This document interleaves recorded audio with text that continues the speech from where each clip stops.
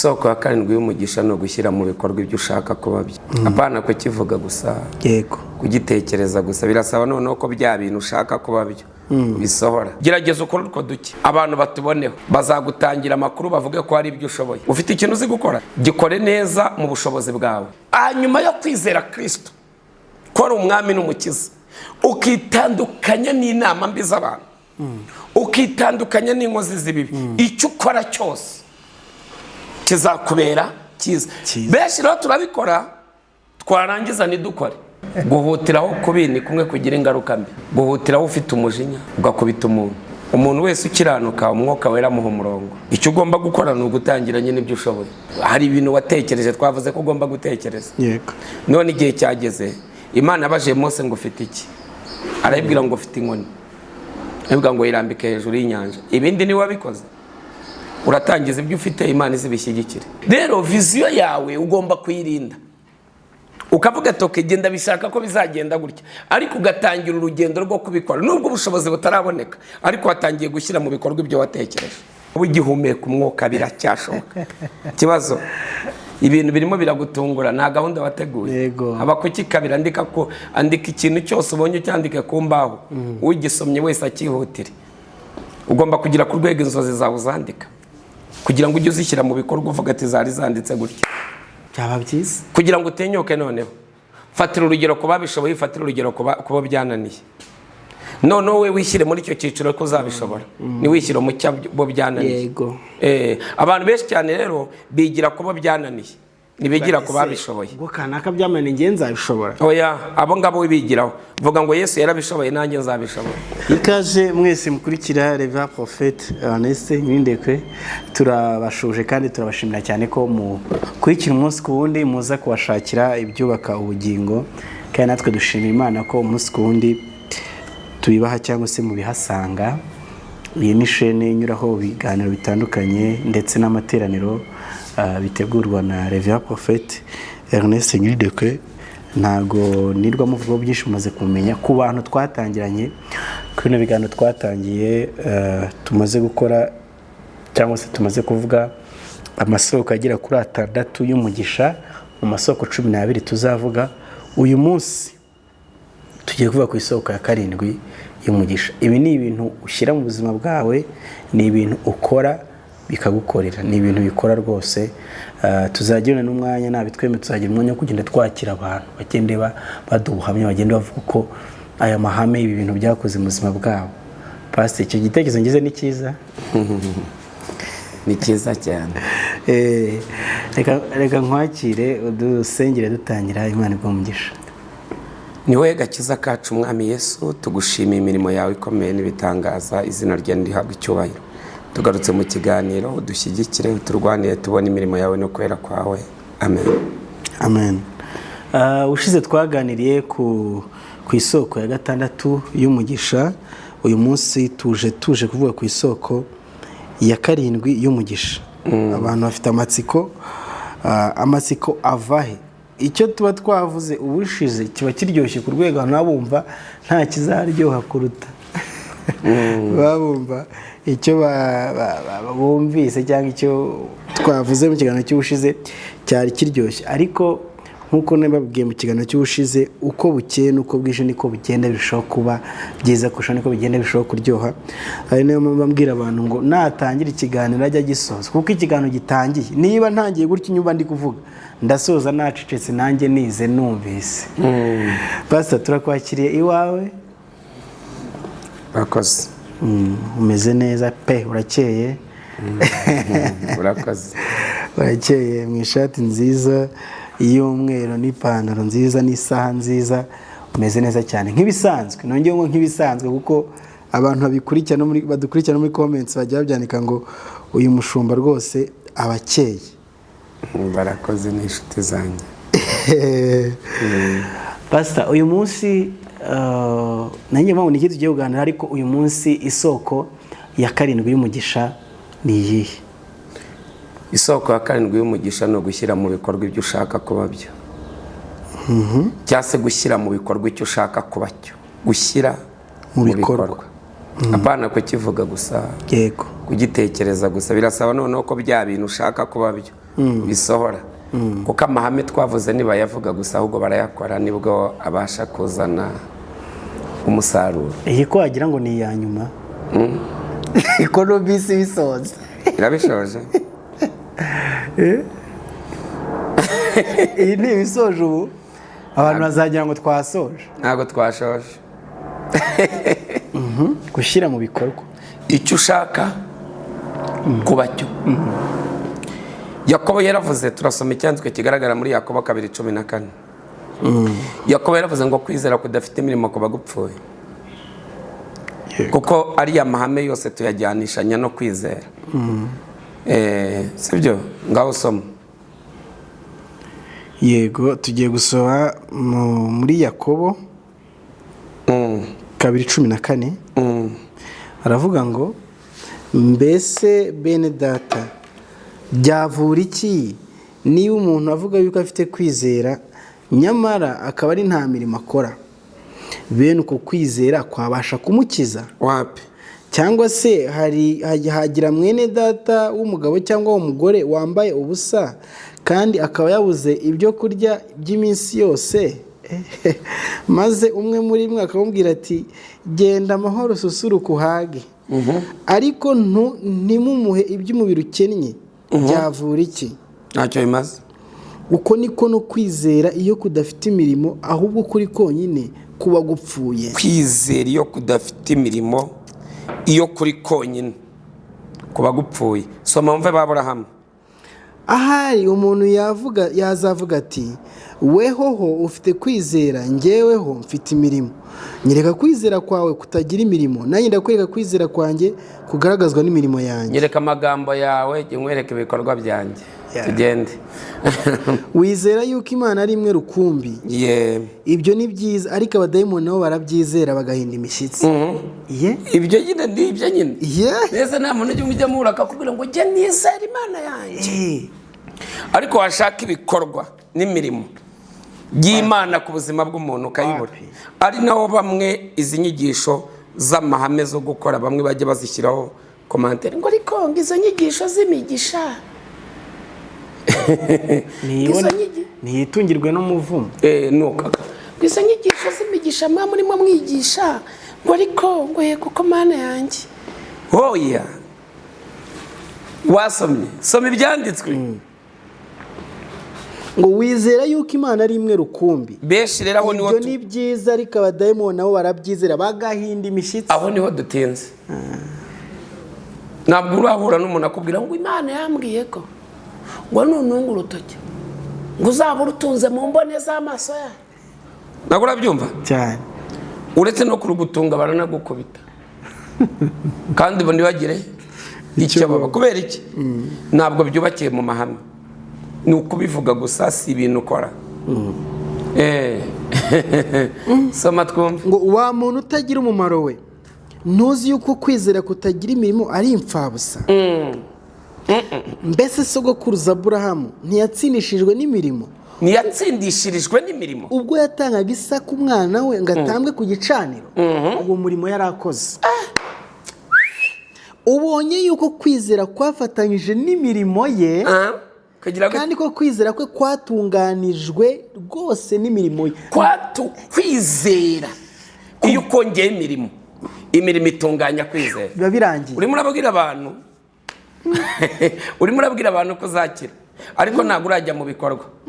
Genda ukore, noneho ya magambo wabwiye abantu, bya bikorwa bizayitunganya. Abantu babona ibikorwa bareke kumva amagambo. Abantu bakeneye ibikorwa, ntibakeneye definition yo kwizera. Niko gahunda zimeze. Imirimo. Imana yarambwiye ngo nzaguriza amanga menshi, ariko njye sinzayaguzaho kandi wirirwa uryamye. Ibishoboka. Urasabwa guhaguruka ugashyira mu bikorwa, ukavuga ngo ndizeye ari ibyo Imana yavuganye nanjye, ngiye gushyira mu bikorwa. Ngo nurimo bisoma biranditse se bise muri Yakobo. Soma wumve 2:22. 23 turavuga ngo nicyo cyatumye ibyanditswe bisohora, bya bindi bivuga ngo Aburahamu yizeye Imana bimuhanirizwa no gukiranuka, yitwa inshuti y'Imana. Yitwa inshuti faya. Ni kwa kwizera n'imirimo bimugize inshuti y'Imana. Byarahuje. biraza bitunganya kwizera, imirimo, ibikorwa.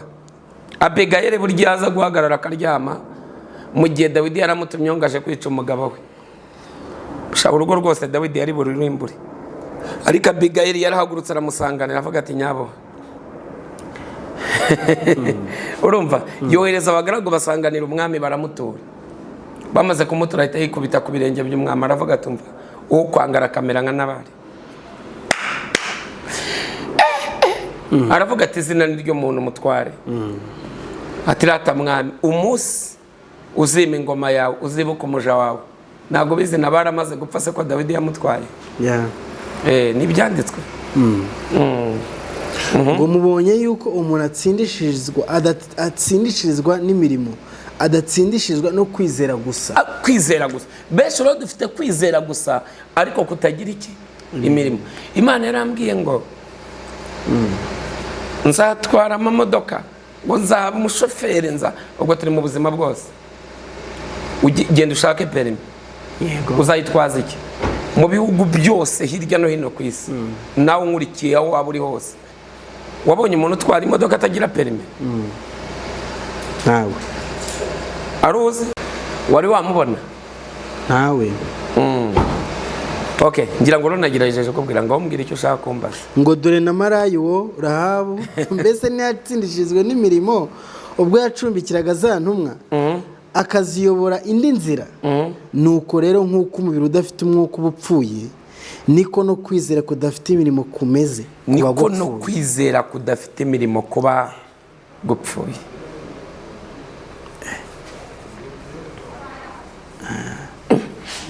Cyane. Birumvikanye? Birasobanutse cyane. Ibisobanutse? Kaho mbwira. Gushyira mu bikorwa. Gushyira mu bikorwa icyo ushaka kuba cyo. Icyo ushaka kuba cyo, cyase gushyira mu bikorwa ibyo wizeye. Nese ubundi kwizera si ukwizera ibyo uzaba byo. Ni bimwe, ni za nzoziro zose bya bintu byose. Ndashaka ko kino kintu uza kukidutandukanyiriza n'ikintu twita igihe cy'ibintu.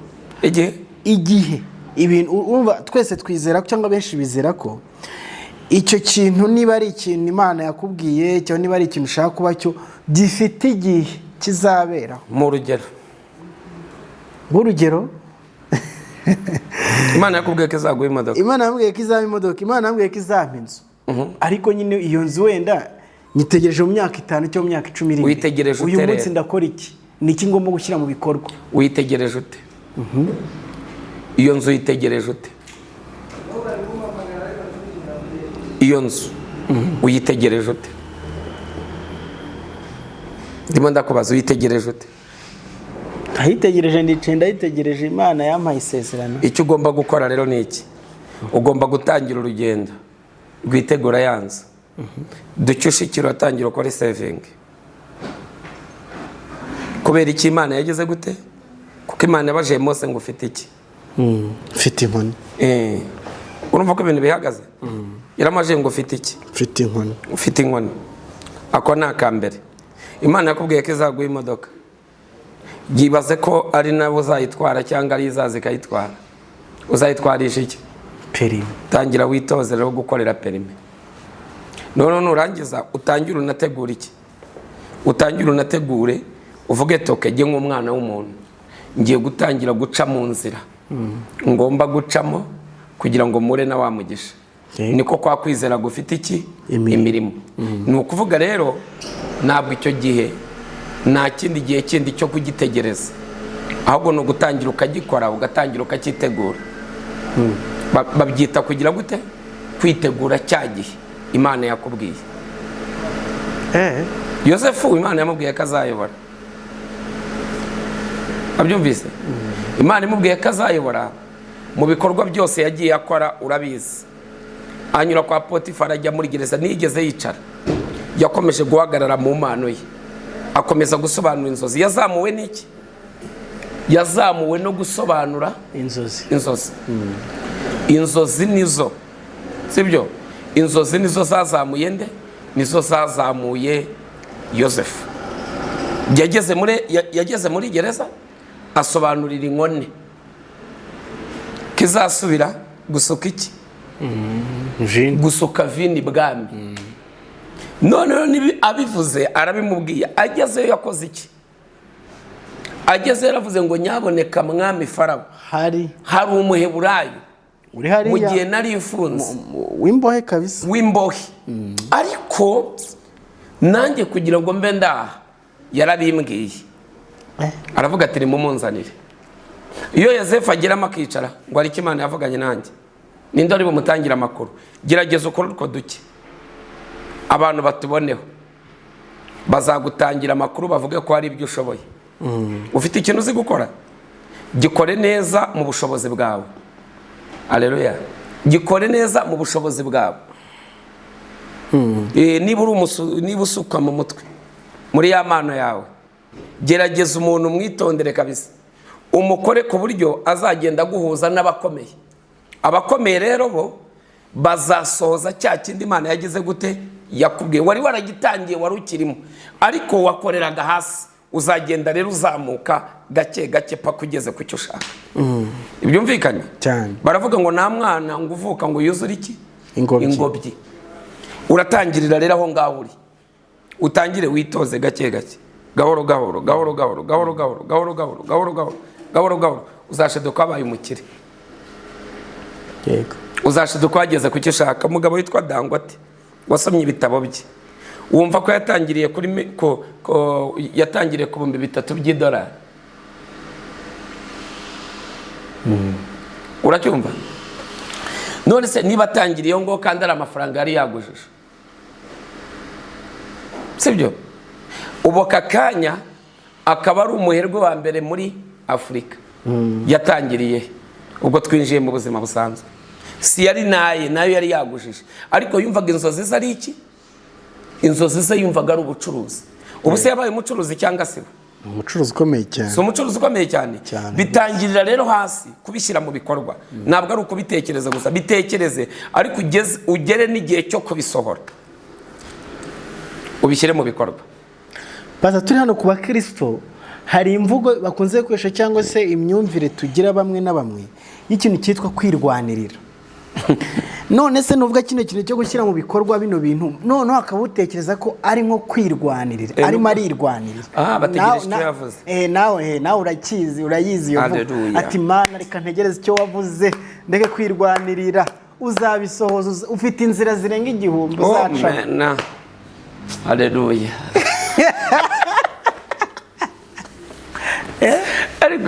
Ariko Mana barakore. None se reka ngubase Dr. Bob. Aba bantu babyubatse gutyo, sibyo? Babyubatse gutyo, naguze ukuntu bagiye basaza.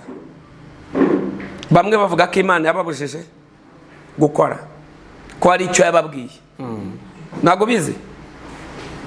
Reka twikomereze, twigire muri nuza, twigire. Ndagusubirisha Bibiliya. Zaburi ya mbere, noneho mukurikire wumve Bibiliya uko isoza. Hahirwa umuntu udakurikiza imigambi y'ababi. Yego.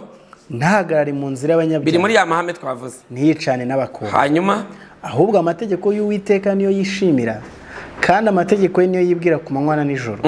Uwazahanwa n'igiti cyatuye hafi y'umugezi. Yego. Cyera imbuto zacyo igihe cyacyo. Amen. Ibihe byacyo ntibyuma. Icyo azakora cyose kizamubera cyiza. Ishoje uvuga ngo iki? Icyo azakora cyose kizamubera. Icyo azakora cyose, icyo ari cyo cyose kizamubera cyiza. None abo ni babandi bubaha Imana, bo barazamuka bakagarukira ngo jyewe ndahiriwe kuko nakurikiza imigambi y'ababi, simpagarare mu nzira y'abanyabyaha, sinicarane n'abakobanyi, nzahwana n'igiti cyatewe hafi y'umugezi. Mumvugire ngo amena cyane. Iyo ngingo iri inyuma, icyo azakora cyose kizamubera. Ubwo uko kwizera Kristo agiye kongeraho iki?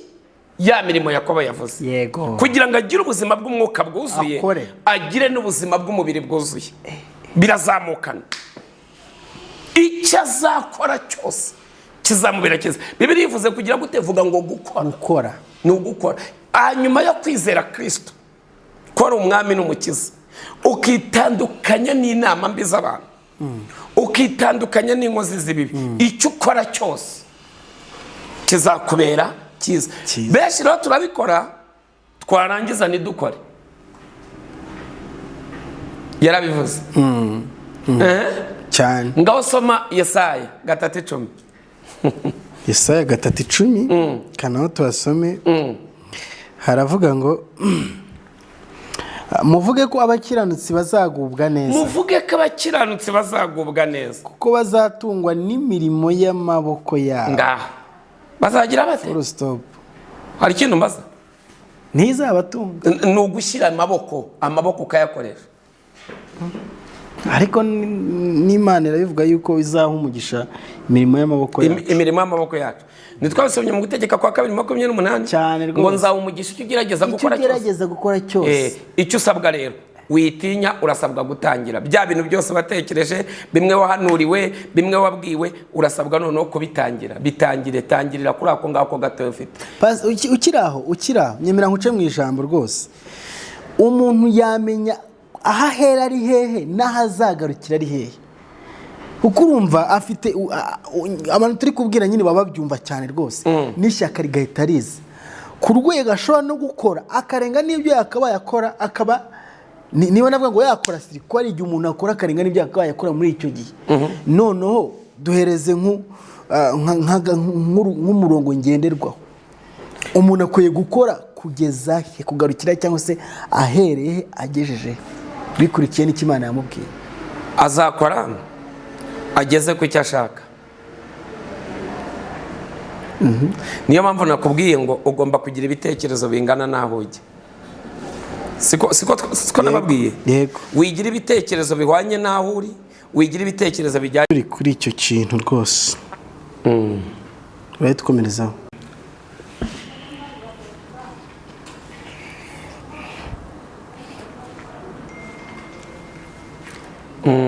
Ngaho komeza umbaze icyo ushaka kumbaza. Urumva ndashaka kubaza, turi kuvuga bino bintu kandi abantu bari guhita babyakira rwose, bakumva ko niba hari n'ibyo yari ataratangira cyangwa yari agitegereje ngo azabitangira ryari, akumva ashaka guhita bitangira. Ariko se nihe umuntu agomba guhera, nihe umuntu agomba kugarukira? Kuko hari n'ushaka kurenga umurongo cyangwa se akaba yakorwa n'ibyo atagomba gukora muri icyo gihe. Urugero rari muri kunsobanurira. Yewe urumva ugiye ndasobanura ariko banje kumengero kuko uri murabaza. Nk'urugero utanga rw'umuntu ushobora gutangira nk'ibintu kandi bitakagombye gutangirwa.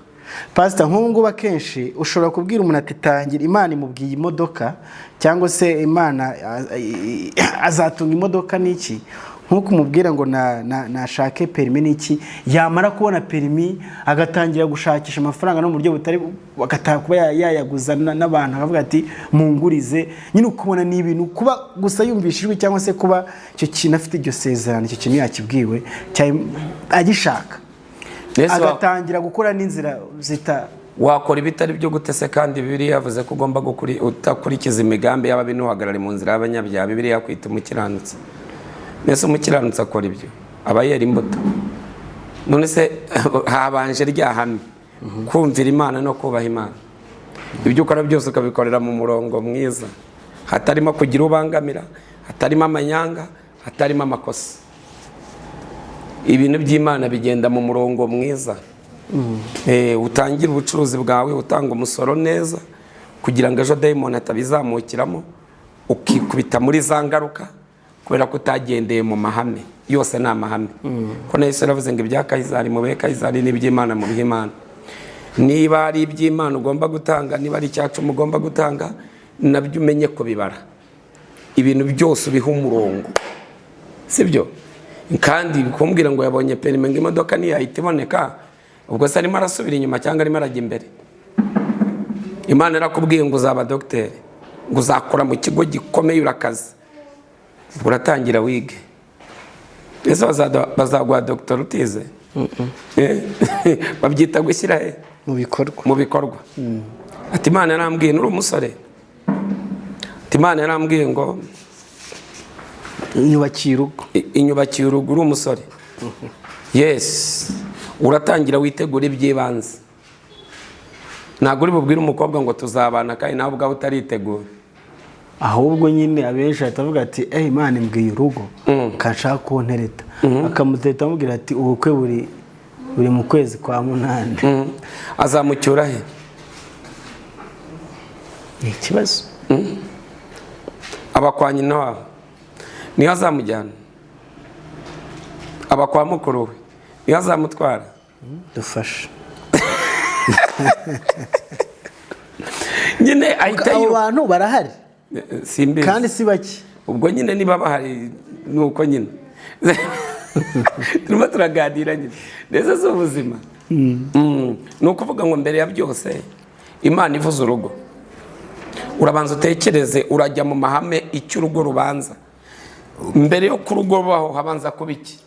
Abanza kuba kurwitegura. Kurwitegura ni ugushaka urwo rugo nyine, shaka uwo mugore muzabanira kugira ngo mukore icyo bita iki? Umuryango. Siko bihagaze? Yego. Ngaho kuvuga ngo tuzabana nta kwitegura, gerageza nibuze basi shaka ibyibanze. Shaka ibyibanze. Ubundi ubone kurambagiza umubwire ati nari niteguye, yes, unyemerera urukundo, waza ibindi tukazabishaka. None uracyaba kwa mukecuru, sibyo? Mu by'ukuri nta n'ibitekerezo by'urugo wari ufite, ariko uhise ubona umukobwa ati tuzabana ese Imana yarabivuze. Okay, ngaho ubwo ngubwo icyo bagomba cyasishubije ntabwo uranyurwa. Urasubije ariko basi uko kino kintu kibaho, kintu kibaho, abantu Imana ibabwira ibintu byinshi ariko nyine akabitekereza cyangwa se aganakora nk'aho ari ibintu biri mu gitondo. Kandi ikintu cyose mu mahame twize harimo n'ihame ry'uko ibintu byose bigira process, bigira uburyo bizagenda, inzira bizacamo, nuko ntabwo ari byose bikubita ngo ntabwo byose bizaba mu bitangaza. Twabonye ko 98 ni ubuzima bw'amahame cyangwa Bibiliya ivuga amahame, 2% ni ibitangaza. Urumva ubuzima rero cyangwa se ibyo bintu ari gutekereza, ibyo bintu yabwiwe n'iki, ntabwo bizamwikubitaho, ntabwo bizakwikubitaho. none n'iki gikwiye kumuyobora muri kwa gushyira mu bikorwa kugira ngo hatabamo nko kwihuta cyangwa se guhutiraho. Urakoze. Ubundi wahutira hute urimo kora ibyiza? Guhutiraho kubi ni kumwe kugira ingaruka mbi. Guhutiraho ufite umujinya ugakubita umuntu. Umuntu wese ukiranuka umwuka wera muha umurongo, sibyo? Icyo ugomba gukora ni ugutangira nyine ibyo ushoboye. Hari ibintu watekereje, twavuze ko ugomba gutekereza. Yego. None igihe cyageze Imana abaje Mose ngo ufite iki? Arabibwira ngo ufite inkoni. Arabibwira ngo yirambike hejuru y'inyanja. Ibindi ni wabikoze. Uratangiza ibyo ufite, Imana izibishyigikire.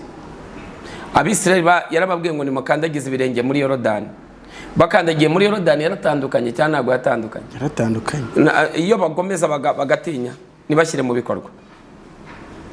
Reba nk'uyu mugabo muri kumwe, urabona ko nta kintu abuze, ariko uzumva igihe cyose abakubwira si umuzi, ni umusore, aho urakubwira ngo azashaka, nzashaka, urabona imvi ko zatangiye kuza. None se umukobwa niwe uzaza kumwirambagiriza azamusanga mu buriri? Aho ategereje buriya ntaravuka. Ntaravuka?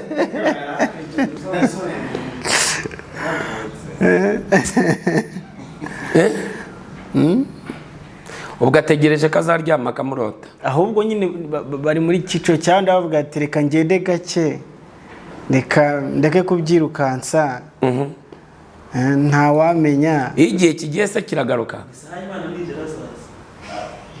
ngo isaha y'Imana nigera azaza. Ihame ryavuze ngo gutekereza icyo uzaba cyo, kuvugana n'ibihe, kuvugana n'ibihe icyo ushaka kuba cyo. Yego, kubwira ibihe icyo ushaka kuba cyo. None ibyo bintu byose rero nyuma yo kumenya icyo ushaka, nuri bufate icyo ubonye, ikiza atari icyo ushaka ntabwo uri bucyemerere. Ikintu cyose kidahuje n'aya mahame y'icyo ushaka ntabwo bishoboka. Ndaguha urugero rworoshye. Ahantu twicaye mu myaka yashize ni hari amazu, Yego. ariko igishushanyo cyaho cyari gihari. iyo ujya mu mujyi bari kukikwereka kuvuga ati ni uku twifuza ko hazaba nuko twifuza ko hazaba ameze ariko hari aho twabanjirije gukora bari mu nzira naho hazagerwaho yego ariko ubwo hataragerwaho dore gahunda yaho uko imeze ibirimo byumvikana ntiharagerwaho ntiturahagera ko tubashyira ibyo twifuza kuhashyira ariko turi mu nzira turimo turajyayo ni ukuvuga ngo banamutse baje bagasanga ari umuntu wahubatse yayindi imeze itya niyo mpamvu baba barashyizeho gahunda ngo nujya kubaka ubanza usabe icyangombwa sibyo ubaha n'amafoto bakareba ibyo bintu niba ibyo bintu ugiye kubaka bijyanye na viziyo kandi igishushanyo baba baragishyizeho mbere murebe ushaka kubaka bigenze gutya nugira ibyo wubaka bidahuje n'ibyo bahashaka biragenda bite barabisenya hari ikosa bakoze rero ntabwo abantu bashyizeho viziyo sibo bayisenyera rero viziyo yawe ugomba kuyirinda ukavuga toke genda bishaka ko bizagenda gutya ariko ugatangira urugendo rwo kubikora nubwo ubushobozi butaraboneka ariko watangiye gushyira mu bikorwa ibyo watekereje ati Imana yambwiye ati genda ashaka ko ati ibitekerezo byanjye biranyereka yuko nzajya ndangurira mu Bushinwa nzajya nzana amamari ariko Ubushinwa bubanzirizwa n'Inyarugenge yego uratangira ubu byitoze sindimo mbisobanura ubwo neza yego uratangira uburangurira kuri Bob waranguye yego mubwire ati nta kibazo anyungutsemo ariko nawe yateze indege ariko jye nta n'indege nateze n'intambwe nateye cyangwa se wenda nateze imodoka gake gake uzashiduka nawe urimo ujya kwizanira imari kuko ibyo ushaka urabizi nubwo utarabigeraho ariko uri mu nzira ijyayo sinuma byumvikana ubwo ubwo noneho hakabamo gutega isaha y'Imana byo imvugo dukunze kumva ngo gutegereza isaha y'Imana ariko ukora ibihwanye n'ubushobozi ufite ako kanya ngo nta gutegereza wicaye uricara se bizaza uzabaho ute ugomba gutangira gushyira mu bikorwa ibyo watekereje urabitangira gake gushyira mu bikorwa ibyo watekereje sibyo abantu badukurikiye muri kumva nihaye intego ko mu myaka wenda ndi umusore ndangije kwiga kaminuza nzashaka mu myaka 25 nibuye n'umukobwa muganiza mbwe televiziyo yanjye imeze itya mu myaka 25 niwe niteze gushaka ari byo ngomba kubanza gutunganya buri hano tube tumenyana si bisanzwe byo umukobwa araho abizi ko ari umuntu uzamushaka mu myaka ingahe 25 icyo gihe rero iyo umuntu yamaze gutegura gutyo kuko umuntu urimo ategurana washobora kumutengo ariko intego yawe ni muri 20 na kangahe na 5 siko bihagaze icyo gihe rero uburaho ngaho we wamaze kubimwizeza none mu bitekerezo byawe kuko birimo ubu uri mutegura icyo bita plan B uvuga ngo aramutse ananengushye nge nibizapfa byanga bikunda ushobora kubana nawe tutamaranye iki gihe ariko ntabwo abantu bose bashakana n'abantu batindanye icyo gihe kubera intego yanjye nihaye wankurikiye urabizi ko turimo tunasenga Imana ituri imbere unkurikire muri iyi ntego yanjye nihaye byanga bikunda uko byamera kose nubwo naburamo n'inzitizi bizaza uyu yanengo ariko nzashaka kandi icyo gihe nuko wabyumvise ariko nzagira gute nubwo yanenguha nubwo yashakwa ariko nge nzashaka kubera iki niyo ntego wihaye bizaba uyu mukobwa aragiye ariko jyewe nzashaka nge ndahari wabyumvise ibyo ni ibintu ni gahunda wihaye wabitangiye wamweretse ni ukuvuga ngo niba agiye wicika intege ngo urangare komeza intego zawe niba ari byubaka komeza ubyubake niba ari ugutegura inzu komeza itegure niba ari amashuri ugihuza nayo komeza uhuze byanga bikunda mu ntego ngo mu myaka iyi niyi icyo nzaba namaze kugikora benshi rero arahagera cyagiye akanakirenza ngo yewe urumva umukobwa nize pastor aranengushye yego none ubu ngubu yewe ndabona igisigaye ari ukwiyahura wiyahura kubera umukobwa wiyahura kubera umuhungu kubera urukundo. kuba ugihumeka umwuka biracyashoboka. Ikibazo ibintu birimo biragutungura, nta gahunda wateguye. Yego. Aba kukikabira andika ikintu cyose ubonye cyandike ku mbaho, ugisomye wese akihutire. Ugomba kugira ku rwego inzozi zawe uzandika, kugira ngo ujye uzishyira mu bikorwa uvuga ati zari zanditse gutya. Ngiyo umushinga. Nta mushinga benshi bagira. Birasobanutse? Ibisobanutse? Ntabwo bigeraho kano kanya, ariko uzabigeraho. Gushyira mu bikorwa icyo ushaka. Iki gikwiye gutinyura abantu. Gushyira mu bikorwa icyo ushaka kuba cyo. Ni gikwiye gutinyura abantu. Gutinyura abantu. Kuko urumva abantu benshi bagira ubwoba bwo gutangira. Icyo cyo batinya risk, niba nabyita ni ibyago bagira se cyangwa ibihombo. Gutangira atekereza gutangira bagase nibigenda gutya na gutya batekereza gutangira. Ni ikintu cyabamara ubwoba bwo gutangira, cyo gutangira gushyira mu bikorwa. Icya mbere cyo reka manze mbivuge mu isi y'umwuka ko kariyo turimo. Yego. Turaza gusoma Bibiliya avuga mbere na mbere Imana. Icya mbere nuko Bibiliya ivuga ngo umwuka twahawe so umwuka w'ubwoba. Yego. Ahubwo ni umwuka w'imbaraga, ni umwuka wo gushira amanga. Yakobo 5:14 ngo yari yari umuntu umeze nka twasaba cyane ko imvura itagwa. Imvura imara imyaka 3 n'amezi 6 itagwa. Ngo arongera arasenga imvura iragwa. Yesuwa igice cya 10 umurongo wa 12. Yesuwa aravuga ngo zuba hagarara kuri Gibeyoni, nawe kwezi hagarara muri Alayaloni. Banze ndwane n'ababisha wanjye kugeza igihe mbarangirije ngo uwo mwanya izuba rirahagarara no kwezi kurahagarara. Icya mbere no gutinyuka. Ubwo bwo bugomba kubukura ugatinyuka ugashira ubwoba. Ibintu byose bivuga ngo nibishoboka, avuga ngo jewe birashoboka. Kubera ko Uwiteka ari kumwe nanjye. Bibiliya iravuga mu rwandiko muri Yohana igice cyaho cya 10 umurongo wa 34 soma mvuko no Bibiliya ivuga. Ugomba gutinyuka ukagira izo ndangagaciro. Ubwo nabanje kuvuga mu isi y'umwuka. Soma wumva ukuntu havuga. Yohana 10:34. Kadusome twumve. Haravuga ngo Yesu arabasubiza ati ntibyanditswe mu mategeko yanyu ngo navuze ngo muri Imana.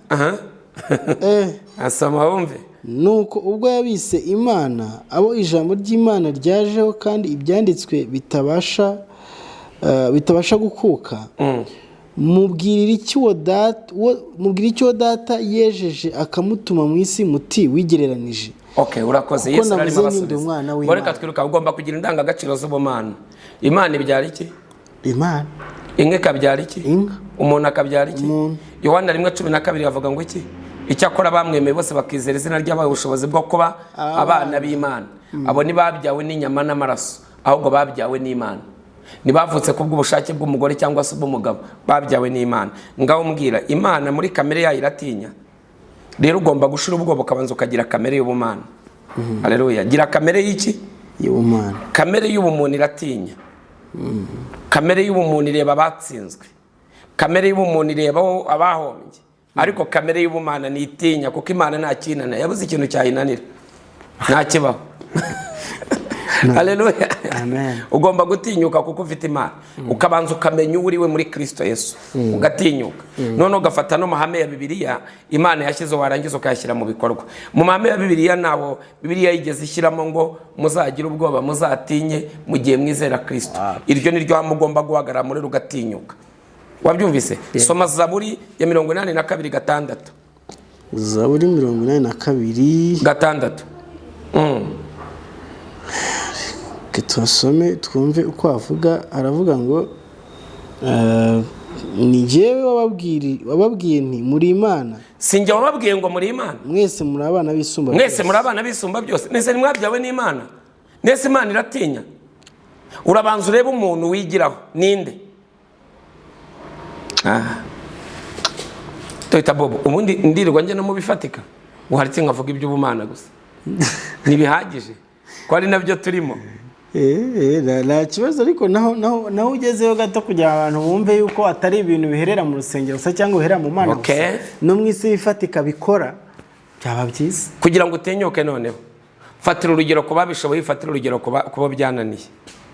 None we wishyire muri icyo cyiciro ko uzabishobora. Ni wishyire mu cyabo byananiye. Yego. Abantu benshi cyane rero bigira kuba byananiye. nibigira ku babishoboye. Ubwo kanaka byamane nge nzabishobora. Oya, abo ngabo bigiraho vuga ngo Yesu yarabishoboye nanjye nzabishobora. Uvuge tariki yabikoreye kanaka nanjye zabinkorera. Wow. Nese nera abantu mwasenganye Imana yakoreye ukabibona bakabikora bakaguha ubuhamya. Genda ubegera ubabwire ati mu buhamya. Niyo mpamvu tujya dutanga ubuhamya n'amashimwe. Nibwo twumva imbaraga zahashize. Uburyo Imana yakoze tukahita twiremamo icyizere cyaho tujya ko tuzahagera. Mwegere rero umuganiriza umubazi uko yabigenje. Niho nawe nirangiza utinyuka utangire gushyira mu bikorwa uvuge ngo iyabanye na runaka twasenganye, iyabanye na runaka ndamwibuka, iyabanye na runaka nanjye zabana nanjye. Basi biguye motivation niba kwizera Yesu bikunaniye. Sibyo, ariko kwizera Yesu birahagije. Kumwizera kuko nawe yagiye ashyiramo amahame y'ubuzima. Hari ikintu maze birasobanutse pe. ubu nitwasenga Birasobanutse rwose twasenga. Icyo kintu ndumva abantu bacyumvise kuko ni ikintu abantu benshi bakunze kugira, abantu benshi bakunze kugira ubwoba bwo kwibaza ngo ndatangira nte, ndahera he, ndabigenza ne. Noneho hejuru y'ibyo ugasanga uri no guhura na abantu twavuze mu bice bya mbere nabo baguca intege bakubwira ati reka ntabwo uzabishobora, wowe wese urarusha icy'abandi. Kumva rwose nta kintu ugomba gukora ukicara ugatuzuka.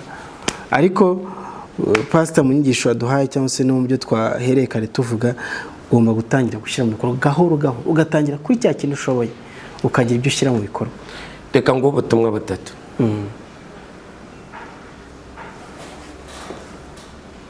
Nakure habaho Imana itakora umuntu, na hafi habaho Imana itageza umuntu, na hantu habi habaho Imana itakora umuntu, na n'ahantu heza habaho Imana itashyira. Nta cyaro kibamo kibi Imana itakora umuntu, nta n'umujyi mwiza ubaho Imana itageza mu muntu. Ahubwo we mu mutekerezo byawe urabyemera cyangwa hoye simbyemera? Urabyemera? Ndimo ndakubaza Dr. Ndabyemera. Urabyemera cyane? Okay, ubu niwe ndimo nganirize reka. Ndabyemera. Urabyemera? Mefibosheti yamukuye Irode bwami. Sibyo? Mu gihe we yaje avuga ngo ndi intumbi y'imbwa ngo ndi iki, niko yaje avuga, Bibiliya niko ivuga. Turiruka. Bibiliya iravuga ngo muri Yeremiya 46:17 ngo Farawo umwami wa Egiputa agira umuhindo gusa kuko yirengagije igihe cyategetswe. Hari igihe cyategetswe ariko icyo gihe ugomba kukitegura. N'Abisirayeli bajya guhaguruka barabanje baritegura. Buri muntu wese wajya ku kibuga cy'indege utiteguye, igihe kigera ariko wamaze kugira gute witeguye. Tangira rero witegure nubwo ibyo watuye utarabigeramo, ariko bubitangiye buri mu bishyira mu bikorwa nubwo bitangana nkaho ujya, ariko wowe ibitekerezo bye birangana naho ujya nubwo utari wahagera mu buryo bw'ibifatika, ariko mu buryo bw'ibitekerezo uriyo, ariko mu buryo bw'ibigaragara uri mu nzira. Sisobanuye ubwo cyane. Habwo umugisha n'Imana rero. Pastor Imana iguha umugisha. Reka iyi soko tuyigarukirize hano. Ndatekereza abantu niba hari ikibazo ugize, namba nagerageje kugenda mbabariza ibibazo bitandukanye kugira ngo wenda musigarane bikeya, ariko dushobora kuba hari ibyo kimwe nk'ibiganiro bishize ibyo mwagiye mwandika tugenda tubisubiza. Ariko niba hari aho wumvise cyangwa se nkuko nagiye mbibaza hari n'icyo wumvise nawe wabaza, cyandikana muri comment unavuge niba ari n'icyo ugiyemo, rwose birafasha. Noneho ubutaha nitugaruka ibibazo tubiri mu byo tuzagenda duheraho dusubiza. Pastor urakoze cyane, Imana iguha umugisha. Reka dusuze iyi soko ya 7 n'isengesho. Amen. Uragakiza kacu Yesu, uri imbaraga zacu nyiribihe, urubungiro butavirwa, urumwungero utabura kuboneka mu byago ndetse no mu makuba. Urakoze kubw'uyu mwanya uduhaye. Nyemerera umuntu wese wumvise ano magambo ahindura ubuzima bwe, imibereho yihinduke mu izina rya Yesu. Amen. Muhabwe umugisha.